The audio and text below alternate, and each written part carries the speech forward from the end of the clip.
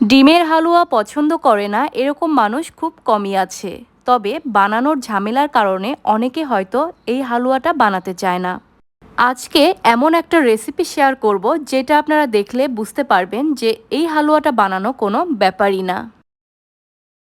হালুয়াটা তৈরির জন্য আমি প্রথমেই নিয়েছি 4টা ডিম। আপনারা প্রয়োজন মতো কম অথবা বেশি ডিম ব্যবহার করে এই হালুয়াটা তৈরি করতে পারবেন। এবার এখানে দিয়ে দেব 1 কাপ পরিমাণে চিনি। ডিম আর চিনি হালকা করে একটু মিক্স করে নেব। হ্যান্ড হুইস্ক ব্যবহার করে ডিম চিনি মিক্স করব। খুব বেশি জোরে ফেটিয়ে মিক্স করার কোনো প্রয়োজন নেই, হালকা করে মিক্স করে নিলেই হবে। এবার এখানে দিয়ে দেব প্রায় 1 কাপের মতো গুঁড়া দুধ। আমি ফুল ক্রিম গুঁড়া দুধ ব্যবহার করেছি। এখানে ঘি ব্যবহার করেছি প্রায় 1.5 টেবিল চামচ পরিমাণে। দিয়ে দেব এলাচের গুঁড়া। এখানে হাফ টেবিল চামচের কিছুটা কম এলাচের গুঁড়া ব্যবহার করেছি। এখানে আপনারা আস্ত এলাচটাও ব্যবহার করতে পারবেন। সবগুলো উপকরণ একটু ভালো করে মিক্স করে নেব। আমি কিন্তু এখনও কড়াইটা চুলায় বসিয়ে দেইনি। সব উপকরণ মিক্স করা হয়ে গেলে তারপর কড়াইটা চুলায় বসিয়ে দেব। এই হালুয়াটা তৈরি করার সময় চুলার ফ্লেমটাকে রাখতে হবে লো আর মিডিয়ামের মাঝামাঝি পর্যায়ে।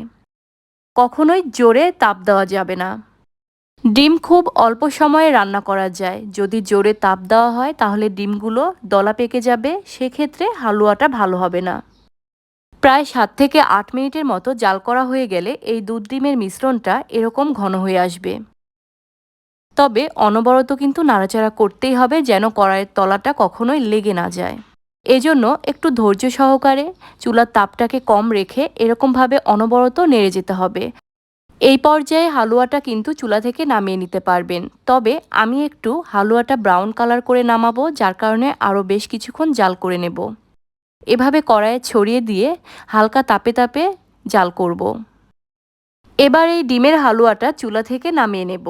যেহেতু আজকে আমি বরফি কাট হালুয়া তৈরি করব, যার কারণে একটা স্কোয়ার শেপ পাত্রে রেখে দিলাম ডিমের হালুয়াগুলো, আর ওপর থেকে এরকমভাবে সমান করে দেব।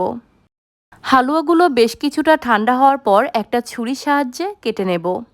আপনারা এটা ফ্রিজে রেখেও ঠান্ডা করে নিতে পারবেন, আবার বাইরে রেখেও ঠান্ডা করা যাবে। আমি ফ্রিজে 10 মিনিটের মতো রেখেছিলাম। তারপর আপনারা পছন্দ মতো এরকম স্কোয়ার শেপ করে কেটে নিতে পারবেন। ডিমের এই হালুয়াটা অসম্ভব রকমের পুষ্টিকর। এটা আপনারা ছোট বাচ্চাদেরকে তৈরি করে দিতে পারেন, বাচ্চাদের টিফিনে দিতে পারেন। সেই সাথে এই হালুয়াটা তৈরি করে ফ্রিজে রেখে সংরক্ষণও করতে পারবেন 2 সপ্তাহের বেশি পর্যন্ত। আজকের মতো এ পর্যন্তই, দেখা হবে অন্য কোনো রেসিপিতে।